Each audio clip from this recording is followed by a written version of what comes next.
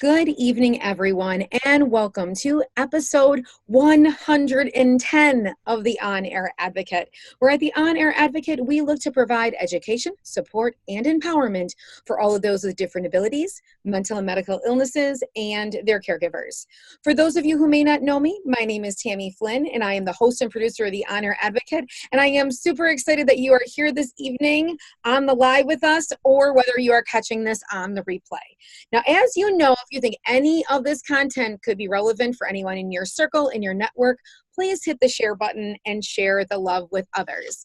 Well, if you guys have all been following, we have been in our Perseverance series, and I am so excited to welcome back one of my favorites, one of my first interviews that ever made me cry because she's such an inspiration, Tylia Flores. She is an author, a writer, and she is a cerebral palsy advocate, and I just absolutely positively adore her.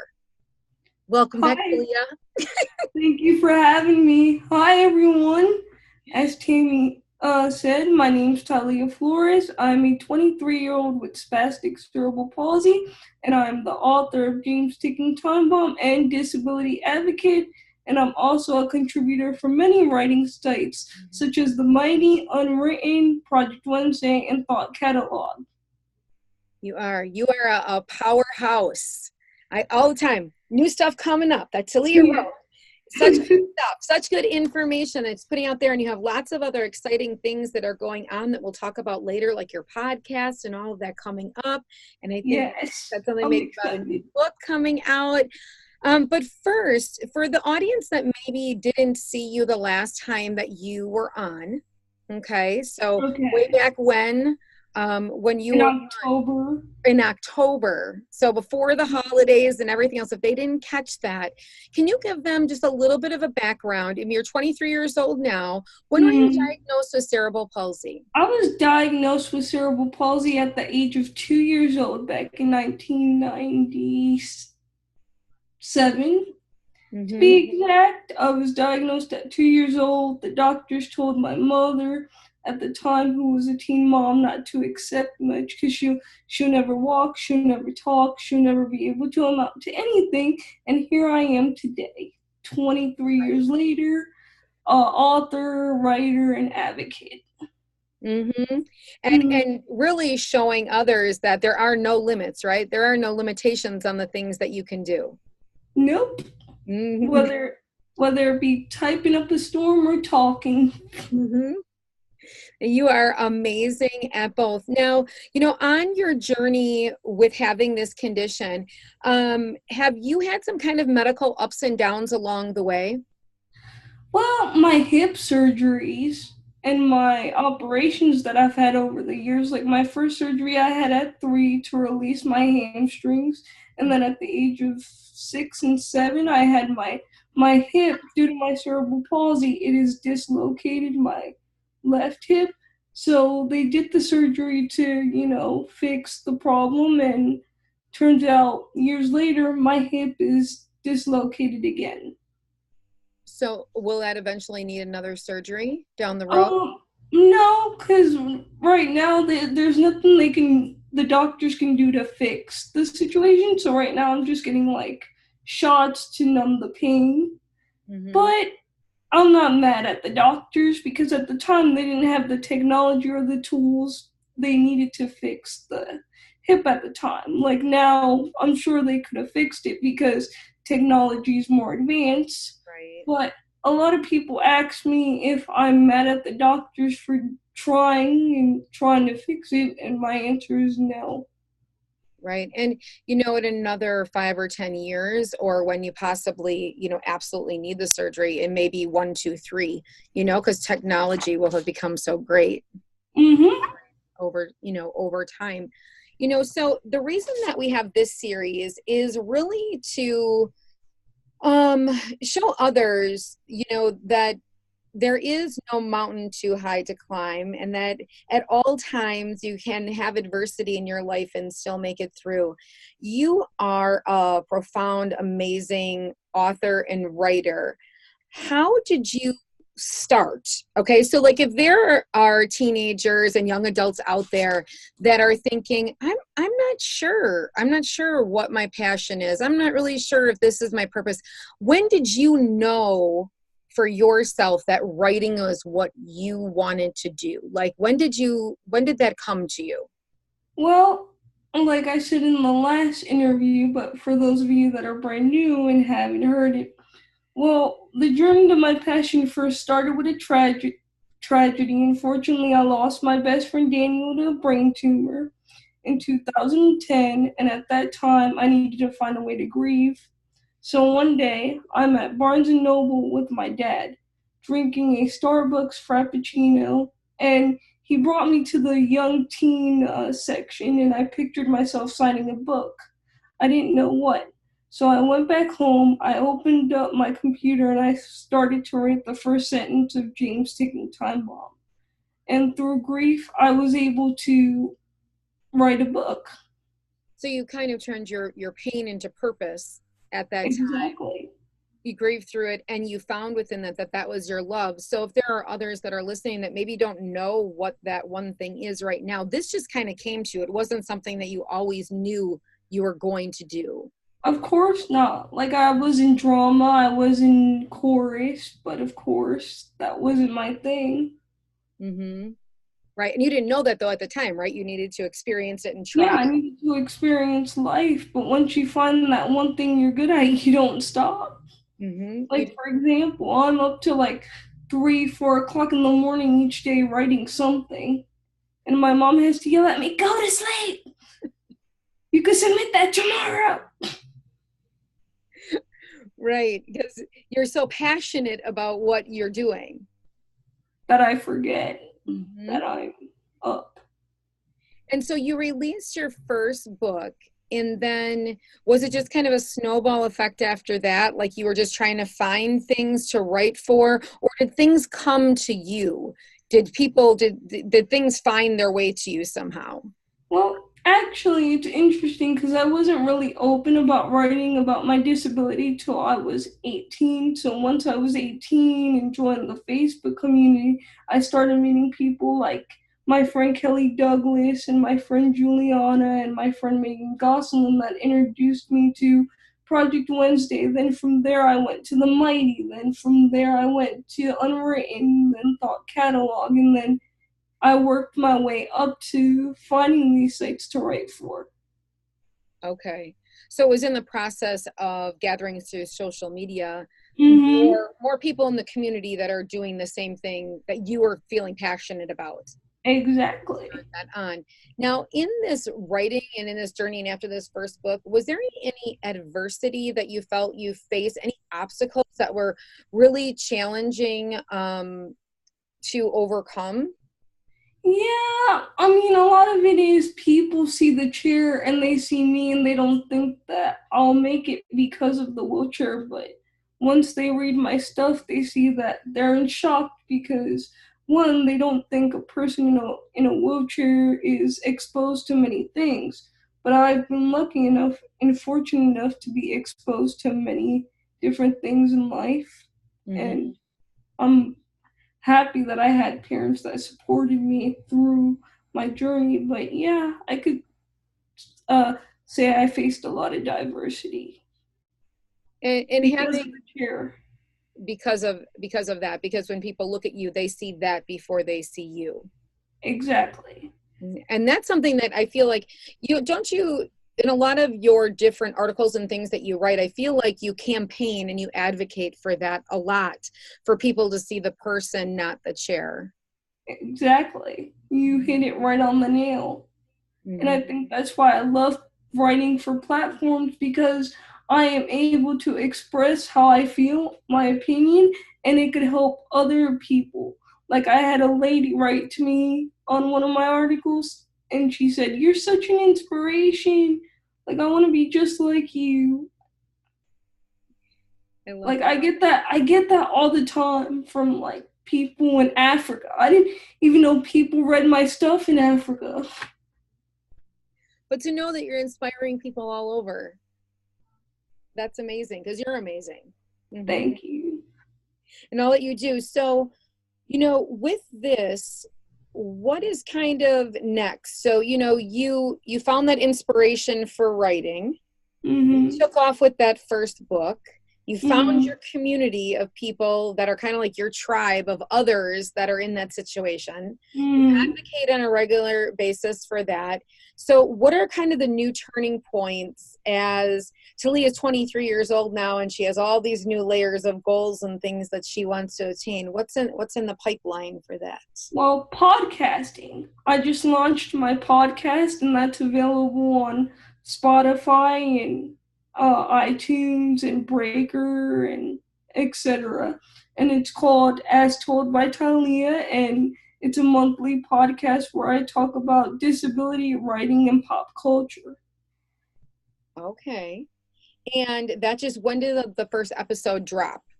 Last Monday. Last Monday. And how Mm, was that? Was it, were, let me find my words. It's Monday. yeah. Have them. Um, did you find it challenging at all, like the new setup of, I don't know how you're doing it. Are you doing it live where it's a video, or are you doing it just the audio? I'm pre-recording it, and it's just the audio. And yes, at first I found it challenging, but then I got the hang of it due to Okay, help of some of my podcasting friends that are doing it already. So right. they showed me the way, and they're like, "You can do this too." I'm like, "I think I will." But it's funny because my dad told me years ago, "You should start your own podcast." And I'm like, Dad, I'm not ready for that yet. But now I'm ready. Now you are ready. So now, even with the microphone and the editing and all that stuff, you're good. You I'm have your good. you have your tribe already of everyone who's like doing that you can ask all these questions to. Yes. So if people are watching, I mean, one of the key elements here from, Talia is that, as she finds different passions that she loves, she also has that network, right? That's Yeah, that network of people people and that you can ask support. questions. Yeah, that you can ask questions and all of that too. So the podcast, is there anything new with articles, books, things coming? Articles.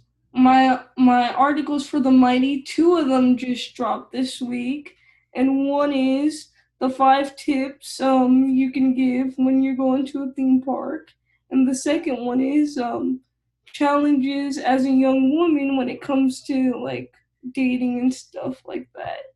I saw that one. There was a lot of people who read that. yeah, yeah. I was actually surprised. I'm like, wow, people who are gravitating toward this. Right. Well, do you think it's because not enough people talk about it? Yeah, that's the problem. Not enough people talk about adult when it comes to disabilities and adulthood. People seem to think, oh, well, they're naive. They're always going to have the mind of a kid. And no, that's not the case. We Right. just grow just as much as everybody else, but we have the same challenges, the same difficulties. It's just that we use a wheelchair or we have a disability, but that doesn't mean we don't have the mind.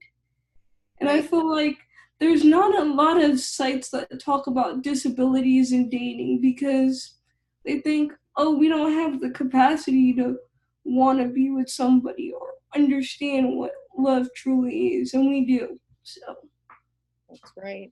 What kind of, did you get a lot of questions when you wrote that article? Did you get people who were asking stuff on that? yeah, I did. And was that challenging at all, or no? It was, but at the same time, no, because I knew what to say. I knew the proper advice to give.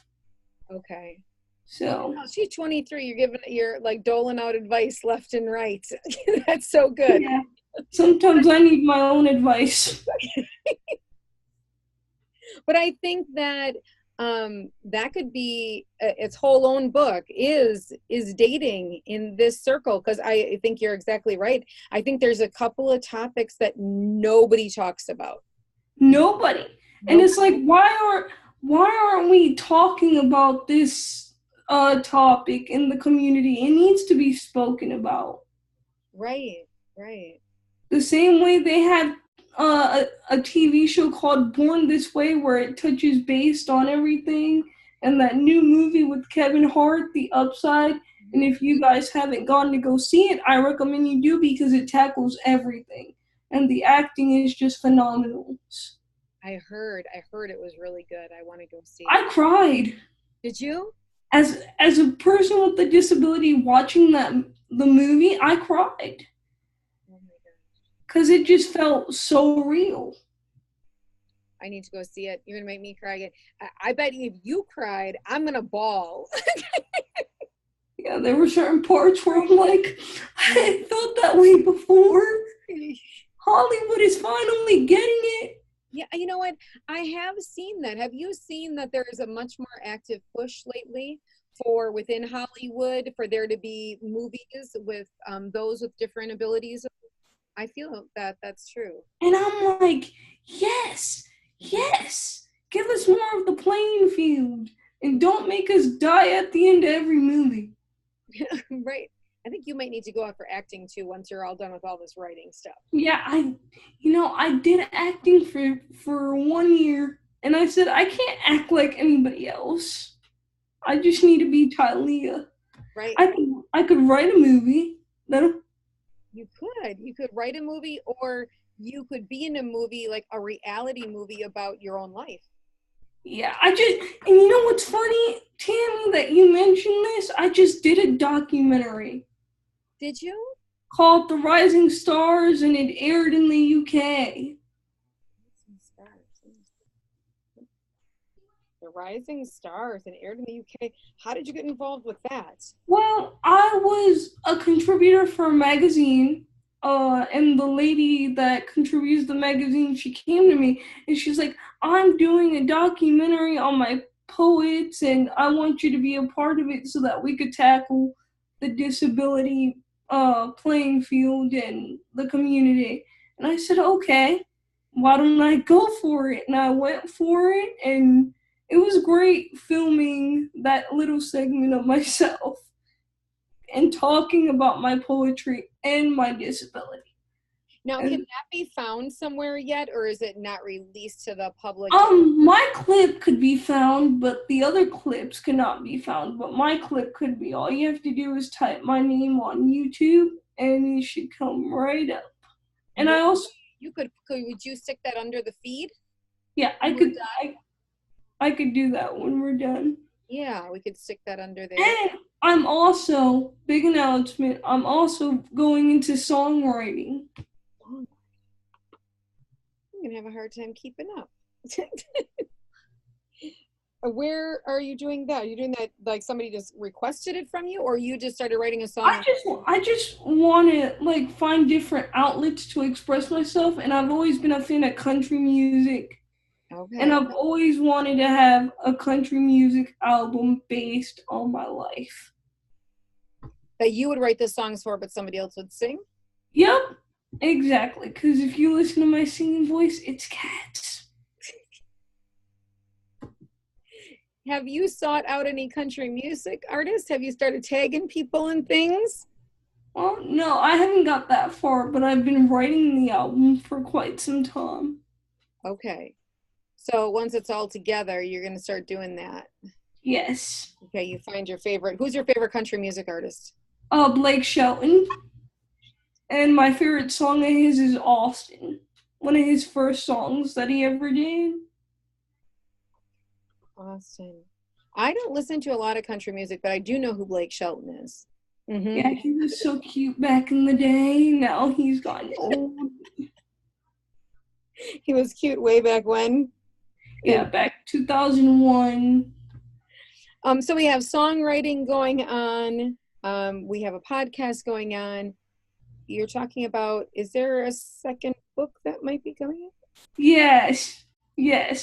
There's a second book coming out, but I can't say much about it. I mean, I sent it off. So it will be a book. It will be a book.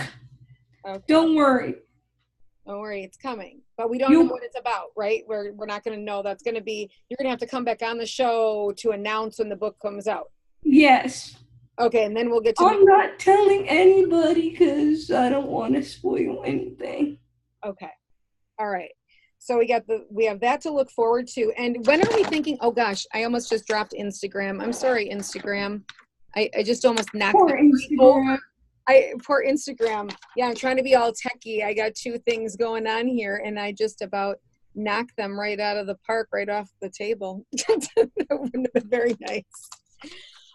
So a lot going on. Is there anything else? I know we can drop all the links below for some of your new articles, and people can follow you, right? Like I was seeing that like on the Mighty and some of those sites that you write articles for, people can follow. So when your articles come out, they get notified, right? Yes.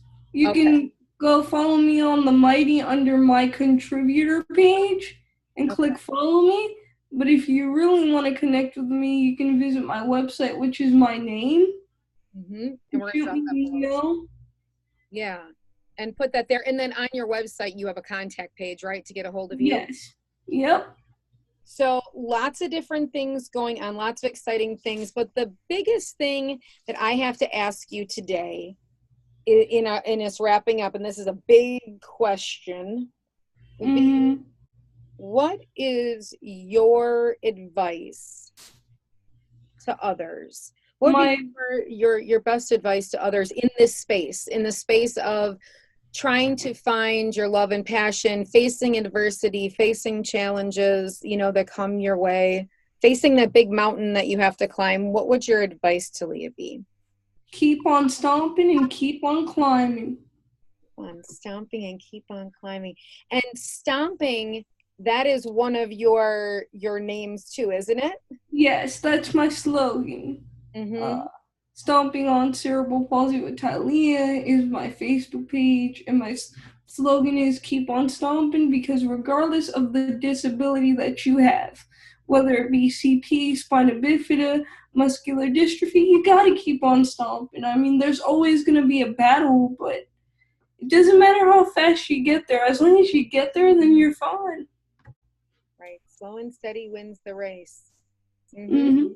And we don't always have to get there fast, because life isn't really a sprint, is it? It's more of a marathon. It's more of a marathon, but I enjoy my life. Even though each time I cross the finish line, I use a wheelchair. I mean, I was telling my mom the other day, while we were driving from a family outing, I was like, Mom, if I didn't have CP, I'll be weird. You are a limited edition. And that's what makes you so special, is that you embrace all of you. And that's what others need to follow, is that we need to stop trying to be somebody else and be exactly who we are, right? Exactly. And that's part of the reason why I started modeling for No Fashion Boundaries too, after giving it some thought, because I feel as if I'm an example for the new generation of young girls with CP. That is so true. And I'm like, we have such a beautiful disability that I need to show young girls that were like me, that weren't comfortable in their own body at the age of like 16, 17, that it's okay to be who you are. Embrace who you are. Embrace your uniqueness. And so can you tell the folks a little bit about, I know a little bit about it, but I'd like to hear it from your end as well, about Fashion No Boundaries? Well, it's basically a nonprofit organization for people with disabilities, and we do shows and things like that, and it's fun because you get to express yourselves. Through modeling? Yep. Without the wheelchair being a problem or society being a problem. Although society is never an issue for me. And they're having two shows coming up. One is going to be in Milwaukee, which is in my area, Milwaukee, Wisconsin, in May. And then I think the other one is in Chicago. Yeah, I'm waiting for them to come down to my area too. Tylia, can you tell the audience, where are you again? Oh, Orlando, Florida. Yeah, she's in Florida. It's going to be negative 57 wind chill here. And Oh, I'll enjoy the sun for you. Although I have my heater on because it's been so cold. I just came back from New York, so don't feel bad. how cold has it been in Florida? A lot of cold. Like 60? Yeah, 30, 60. Oh. I can't even do aquatherapy. It's going to be negative 57 wind chill. Up, time for Netflix. Not leaving the house. So yes, and we'll drop the stuff below for Fashion No Boundaries for those that want to learn a little bit more about that organization, and too, like Tylia was talking about, that they represent no limits, no boundaries on the things that you can do, and they do 2 amazing fashion shows. And yeah, I mean, I think Florida, I think we need to talk to her about that. Florida would be the place for us to go because it's warm. And Disney World. Take over the whole park. Yes. And we get on everything fast. Okay, so we got to talk to her about that, but we can drop that information about Fashion No Boundaries below as well. And then how everyone else can find you. And we can put all of that below. And when is your next, because you said your first episode just dropped of your podcast, when is your next one coming out? Well, I'm in the process of recording that tomorrow, so it should be like in the next week or so. Okay. So are you doing a certain day that you're having your podcast drop on? Like, is it a certain day, or is it kind of like when it gets done, it gets out, or is it like about every 2 weeks? It's monthly, so like I'll pre-record and then I'll have my producers edit it and do all that, and then we will post it. But it's kind of like a spontaneous thing for right now until I could figure it out, because I'm juggling college. Right. And then some. I had to rush out of college to be on the podcast. I told my professor, "Come on, hurry up! I got to be on air." All of this, Tylia is going to school. And when will you graduate, Tylia? Well, my goal is in the next year or so. Because I'm only taking English courses through a trade program through the University of Hillsdale in Michigan. So after I get done with all the writing classes, I should be able to go and get my certification to teach kids with autism. As you remember in the last interview, I was going to get my certification to teach kids in China. I got that. It's hanging up on my wall in my bedroom. My bedroom, probably. You can teach online. I teach online, but for right now, I'm just going back to school, finishing the rest of my certifications, and then I'll be done until I could go to community college. That's my next goal. And I believe you will check off and stamp every goal. They'll be done off your list and on to the next goal. Every time I talk to you, you've done another thing. Another thing's checked off. Another thing's checked off. Another thing's checked off. I love it. I absolutely love it. So with that, Tylia, I thank you for spending some of your evening with us. I know that you are super, super busy. You're welcome. All of the time, and you are a true inspiration. You really Thank you. Really are. And I can't wait to have the opportunity. She was talking to me to be on your podcast and to be able to chat with you on that end. Yep, it's gonna be fun. Hopefully you make me cry. Well, then I probably, if I'm crying and then you crying, it'll be a sappy podcast. Yeah. All right, Tylia, thank you so very much. Thank you, everybody, for tuning in. If you want to get in touch with Tylia, we're going to drop her email below. We're going to drop her website below. We're going to drop all of her articles. You can be connected with her.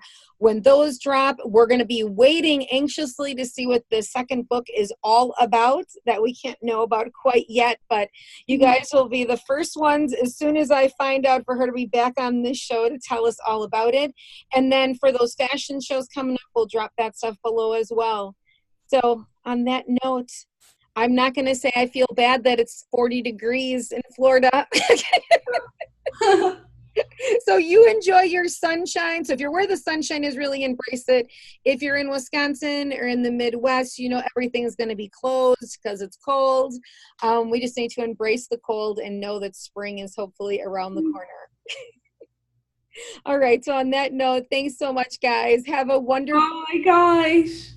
If you want any other information about the On Air Advocate, you can jump on over to www.onairadvocate.com. Or if you want to get into our private Facebook group, just go up to the top of the Facebook page, hit the blue button, and let yourself in. Oh, you got it, Tylia. Yeah, did I get it? Hit the blue button up here. Blue button. And click it, and then you'll be in the private Facebook group. All right, on that note, thanks again, guys. Bye-bye. Thanks, bye.